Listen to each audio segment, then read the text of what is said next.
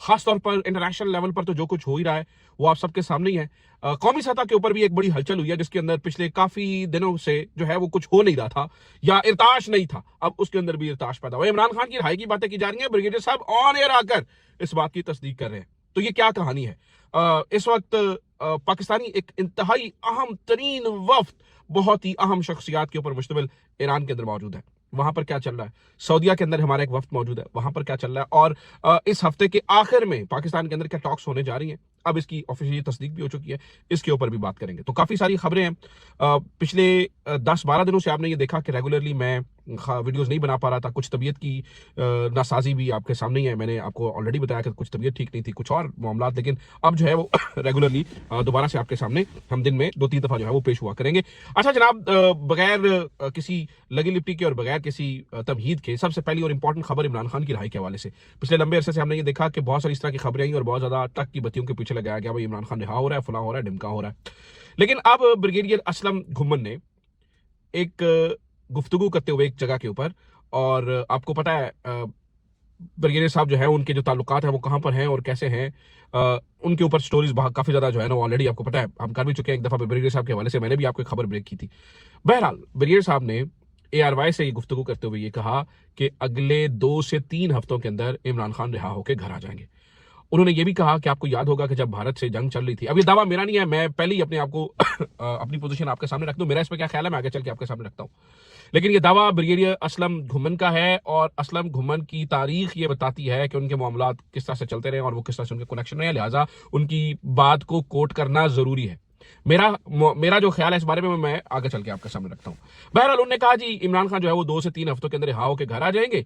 उन्होंने ये भी कहा कि आपको याद होगा कि जब भारत से लड़ाई चल रही थी पाकिस्तान की, तब भी इमरान खान ने जेल के अंदर से एक पैगाम पहुंचाया था, और पैगाम पहुंचा के उन्होंने, यानी पैगाम भेजकर उन्होंने ये कहा था कि आप पाकिस्तान की रियासत के साथ खड़े हो जाए, तो तभी लोग खड़े हो गए थे। वो इसी तरह का एक पैगाम अब भी जेल के अंदर से आया है, तो इमरान खान साहब ने खड़े होने के लिए कहा है। अब इमरान खान रिहा होंगे या नहीं होंगे उसको जरा थोड़ी सी टाइमलाइन के ऊपर देख लेते हैं। पहली बात तो यह है कि नाज़रीन, मुझे इस एस्टेब्लिशमेंट के ऊपर बिल्कुल भी यकीन नहीं है कि वो इमरान खान को रिहा करेगी एस्टेब्लिशमेंट। उसकी वजह यह है कि इमरान खान को रिहा करने का मतलब यह है कि लाइमलाइट कहीं और चले जाना, और इस वक्त लाइमलाइट एस्टेब्लिशमेंट के ऊपर है, वो मुझे नहीं लगता कि उनको रिहा करेंगे। बहरहाल कुछ ऐसे इवेंट्स हो रहे हैं जो बहरहाल हमें सोचने पे जरूर मजबूर करते हैं। मिसाल देता हूं मैं, क्या ऐसे इवेंट्स हो रहे हैं जो सोचने पे मजबूर कर रहे हैं कि शायद ही इसमें कोई सदाकत हो सकती है, या हो सकता है इसके अंदर कुछ सच्चाई हो। पहली बात यह कि मुनीफ फारूक की एक वीडियो आना, मुनीफ फारूक, जिसमें अंदर ये बता रहे हैं कि इमरान खान की जो आंख की बेनाई है वो वाकई, वो जैसे बता रहे हैं कि भाई 85% के करीब जो है वो ज़ाया हो चुकी है, सिर्फ 15% ठीक हुई है। और मुनीफ फारूक ने कहा कि भाई इस घमंड को देखें, ये याद रखेगी, वक्त ज़्यादा देर पलटते तब्दील नहीं लगता है, इमरान खान को उनके घर वालों से मिलवा देना चाहिए था, इमरान खान को जो है वो उनकी सेहत की सहूलियात दे देना, ऐसे कोई बड़ी बात नहीं होती है, वक्त एक जैसा नहीं रहा करता, और वो गवर्नमेंट को तनकीद कर रहे थे। हालांकि मुनीफ फारूक वो शख्स हैं जिनके बारे में मतीउल्लाह जान कहते हैं कि अंसार अब्बासी और मुनीफ फारूक जैसे बंदे ये एस्टैब्लिशमेंट के डाकी हैं, जो भी बात एस्टैब्लिशमेंट करती है वो आगे पहुंचाते हैं। अगर मुनीफ फारूक जैसा बंदा गवर्नमेंट के ऊपर कोट एंड कोट गवर्नमेंट के ऊपर तनकीद कर रहा है, भाई इमरान खान को आप रिहा करवा दें, और सॉरी रिहा नहीं करवा दें, इमरान खान का इलाज करवा दें, इलाज कराने में कौन सा मसला है, फैमिली की रिसाई का कौन सा मसला है, इमरान खान की फैमिली को मिलना चाहिए, इमरान खान के जाती मौलजीन को जाना चाहिए वहां पर, तो ये समझ जाना चाहिए नाज़रीन, कहीं ना कहीं कुछ ना कुछ पक रहा है, समथिंग इज कुकिंग, तो कहीं ना कहीं कुछ हो रहा है। इस बात को आपने अपने जहन में रखना है, नंबर 1। नंबर 2, इसी तरह की एक और अपडेट पिछले दिनों में ये भी थी कि इमरान खान के केसेस को ये कहा गया है कि भाई हफ्ते में 2-2 दिन सुनकर इसको जो है वो निपटाया जाए। अच्छा, इसके अलावा नाज़रीन, इमरान खान साहब का जलसा कैंसिल करना, किसी किस्म की कुछ ऐसी एक्टिविटी ना करना, और इमरान खान का ये पैगाम पहुंचाना जो सुहेल आफरीदी हैं उनको कि भैया आपने मानकर चलना है। किसकी मान कर चलना है? अलामा राजा नासिर अब्बास की, और यानी एक अपोजिशन कौमी असम्बली की और एक अपोजिशन सेनेट की, इन दोनों की मान के आपने चलना है। जिस तरह से वो कहेंगे उस हिसाब से चलना है, जिस तरह से ये लाहे अमल देंगे। तो लगता यह है कि कुछ ना कुछ तो हुई है बातचीत, कोई ना कोई मामला तो शायद थोड़ी सी कोई नरमी आ सकती है, या कोई बातचीत हुई है, या कोई ना कोई मामला इस तरफ गया है। लेकिन अगर आप मुझसे पूछे कि मैं इस मौजूदा रजीम के ऊपर ये यकीन कर लूं कि ये इमरान खान को रिहा कर देंगे, तो मुझे नाज़रीन यकीन नहीं आता।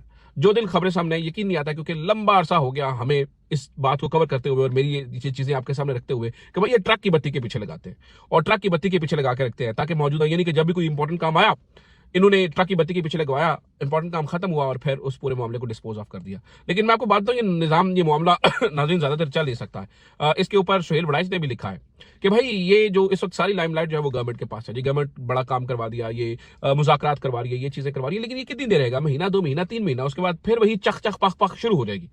तो भाई इस मामले का कोई आपको सीरियसली हल ढूंढना पड़ेगा।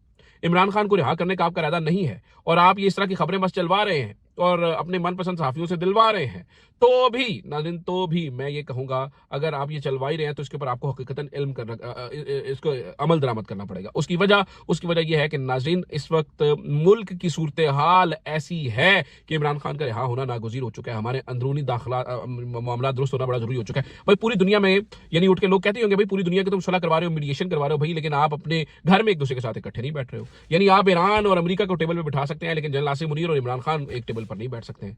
तो अगर इमरान खान की रिहाई के हवाले से कोई मामला है और इमरान खान भी चुप है और कहते हैं कि भैया आप रियासत का साथ दें, तो क्या फिर सवाल पैदा होता है कि कई दोनों एक पेज पर हैं? अभी तक की इतलात के मुताबिक ये दोनों एक पेज पर नहीं है। मैं आपको कैटेगोरिकली बता रहा हूं, अब तक की इतलात के मुताबिक नहीं है, लेकिन कल को क्या कुछ हो जाए वी नेवर नो। अच्छा जनाब, आप जरा आते हैं इंटरनेशनल मामलात के ऊपर, क्योंकि वहां पर भी बहुत सारी चीजें चल रही हैं। इस वक्त एक बहुत ही हाई लेवल का वफ्द नाज़रीन ईरान के अंदर मौजूद है और ईरान के अंदर जाने वाले वफ्द के अंदर सिविलियन लोग मौजूद नहीं है। ईरान के अंदर जाने वाले वफ्द के अंदर फौजी लोग मौजूद हैं और ये ईरान के अंदर जाने वाला वफ्द नाज़रीन बहुत ही ज्यादा अहमियत का हामिल हो चुका है। उसकी वजह बताता हूँ क्यों अहमियत का हामिल हो चुका है, उसकी वजह भी सुनिए। कल रात नाज़रीन एक टीवी रिपोर्टर जो कि पाकिस्तान के अंदर ही मौजूद थी, उसने ये बताया तलत हुसैन के प्रोग्राम के अंदर कि मैंने डोनाल्ड ट्रंप को फोन करके, यानी कि प्रेसिडेंट ऑफ यूएसए को फोन करके कहा कि भाई ठीक है, क्या सब मामला खत्म हो चुका है, मैं वापस आ जाऊं? तो डोनाल्ड ने कहा वापस आ जाओ, लेकिन 37 मिनट के बाद आफ्टर 37 मिनट बाद दोबारा कॉल करने का, अगर मैं तुम्हारी जगह होता तो उधर ही रुकता। बहुत सारी चीजें हो रही हैं और हो सकता है कि हम यहाँ पर आए।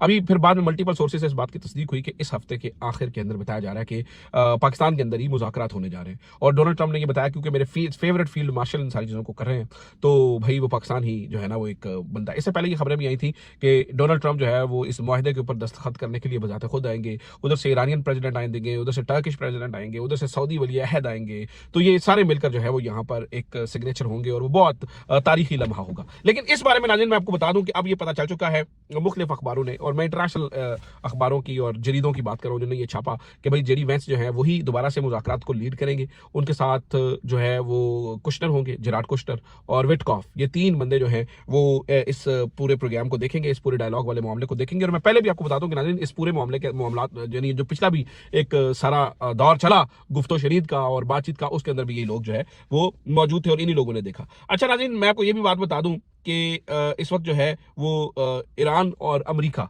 इन दोनों के लिए इसी के अंदर भलाई और बढ़ाई है कि ये दोनों जंग बंदी के ऊपर मान जाए। और अमेरिका से इस तरह के कुछ इशारे भी नजर आ रहे हैं। मिसाल है, इन्होंने नेवल ब्लॉकेड किया हुआ था और नेवल ब्लॉकेड के अंदर तो नाज़रीन आप चिड़िया नहीं पर मार सकती आपके ब्लॉकेड को छोड़, यानी ये कोई तत्तीपति यानी नेवी का ब्लॉकेड तो नहीं है, ये दुनिया की नंबर 1 यानी कि दुनिया की सुपर पावर का ब्लॉकेड है। और वो ब्लॉकेड नाज़रीन किस तरह का है कि वो ब्लॉकेड ये है कि कल चाइना से खबर आई कि चाइना का जो वेसल है वो बगैर यानी वो किसी खौफ खतर के वो वहां से गुजर गया। उनने पहले भी चीनियों ने वार्न किया था कि भाई आप जो है ना वो ये हमारे साथ ना करें, ये हमारा और ईरान का डायरेक्ट आपस का मामला है। अब बताया जा रहा है कि वो चीनी जहाज गुजरा और फिर आज ये खबर आई है कि ईरानी जहाज भी, नाज़रीन एक ईरानी जहाज भी उसके अंदर से गुजर गया है।